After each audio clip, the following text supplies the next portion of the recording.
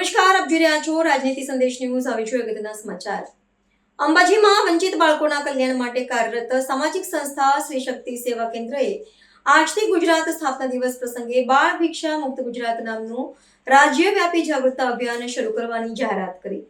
આ અભિયાનનો ઉદ્દેશ્ય માત્ર સહાનુભૂતિ સુધી સીમિત ન રહેતા સમાજમાં નોંધપાત્ર પરિવર્તન લાવવાનો છે, જેમાં ભિક્ષાવૃત્તિમાં સામેલ બાળકો માટે શિક્ષણ અને પુનર્વાસ ઉપર વિશેષ ધ્યાન આપવામાં આવશે.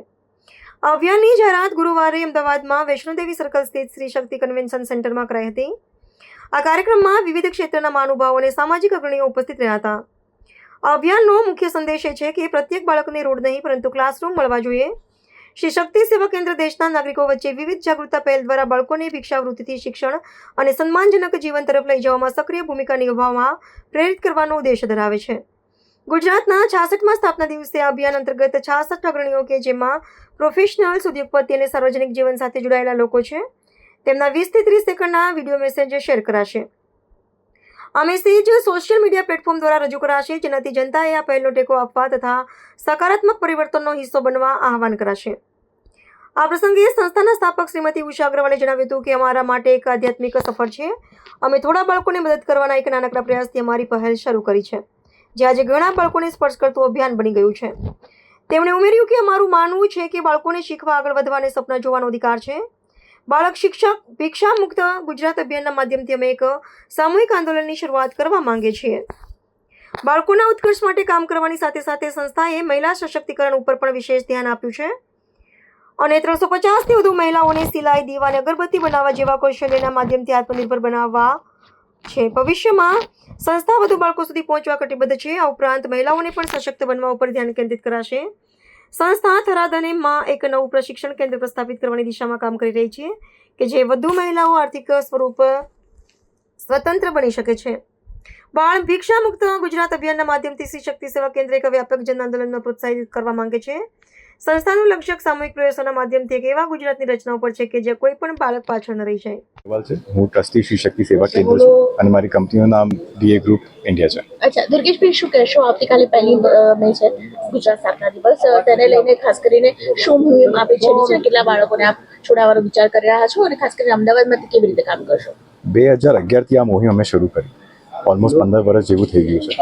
હવે અમારી ઈચ્છા એવી છે કે આ મુહિમ ગુજરાત રાજ્યને પૂર્ણ રૂપે અમે એક રીતે ભેટ રૂપે આપીએ, જેના આધારે કાલે ગુજરાત ગૌરવ દિવસ સ્થાપના દિવસના પેઠે અમે લોકો ગુજરાતના જેટલા પણ આગેવાનો છે એમને વિનંતી કરી છે કે એ લોકો પણ આમાં જોડાય, એમનો એક મેસેજ આપે, સંદેશ આપે, જેના આધારે એમને જોઈને લોકો પ્રેરિત થાય અને વધારેમાં વધારે રીતે લોકો જોડાવે, જેથી 1, 2, 3, 4, 5 બાળકો એક આવા મહાનુભાવોના પેઠે સરસ જિંદગી પામી શકતા હોય તો અમારું મુહિમ સક્સેસફુલ થશે. આ મુહિમ તમારી શું છે? તમે શું વિચાર કર્યો છે? આ મુહિમનું નામ શું આપ્યું છે? આપણું સૌથી પહેલા મુહિમ છે ભિક્ષા નહીં પણ શિક્ષક, અને બીજું છે કે ભાઈ આપણે ગુજરાત જે છે એ બાલ ભિક્ષાવૃત્તિ મુક્ત થવું જોઈએ.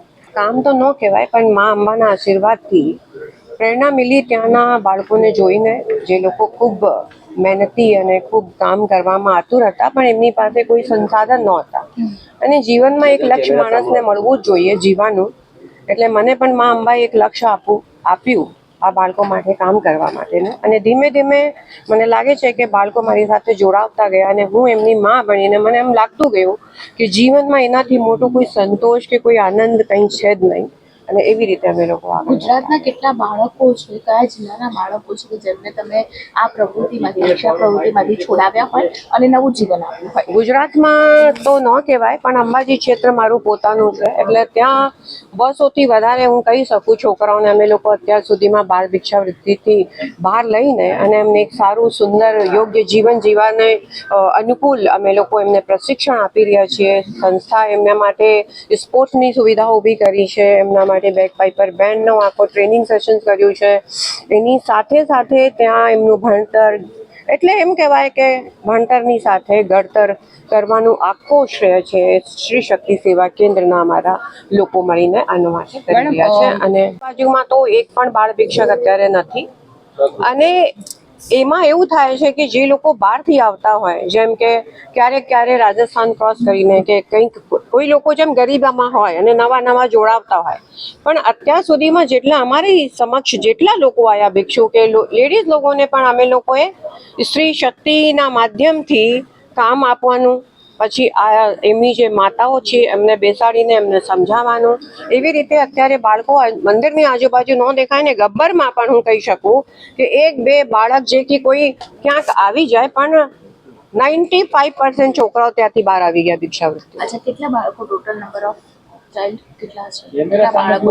અમારી પાસે અત્યારે તો 200 થી વધારે બાળકો છે.